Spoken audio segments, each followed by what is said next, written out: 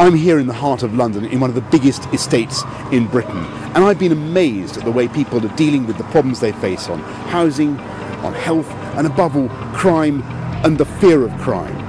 And I don't think it's good enough for us to say there's nothing we can do about the huge social problems which have led, for instance, to 27 teenagers being stabbed or shot in London in the last year alone.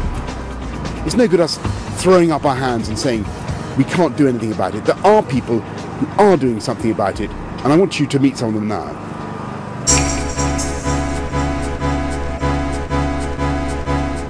I think what XLP does is it comes and meets the young people where they're at. Many estates in London are territorial, so we have this bus that travels onto estates and meets kids where they're at, helps them make wise lifestyle choices and empowers them to realise the incredible potential they have. What are your goals, John? To be myself, not to get into trouble, respecting others and people who are around me. So you can't just expect a young person to suddenly just move away from the gang into what? You have to offer alternatives. A lot of kids don't have much purpose and don't know really what they should be doing with themselves. And so you give them something to do here? We try and give them something to do. And I think whenever you've got a purpose or something to work towards, it steers you away from other things. I myself have a 12-year-old boy and he plays football, and because he needs to play football, he can't go and hang around on the streets. He can't, he has to discipline himself that he's got to get up on the mornings and Saturday to go to training. Because he has a purpose, he's not distracted. We're working with 10 to 14-year-olds who are on the edges of gangs and saying who could go into gangs any time and say actually there is an alternative to the gang lifestyle.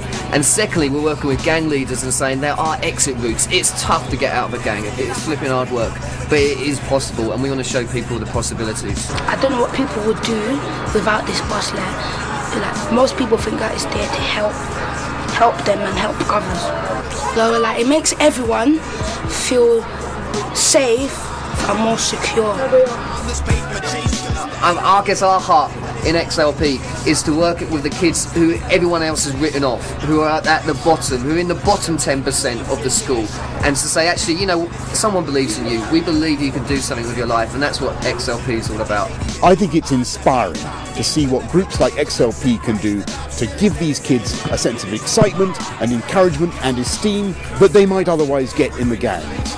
And that's why I think we should be encouraging and championing these voluntary sector groups, not just in London, but across Britain.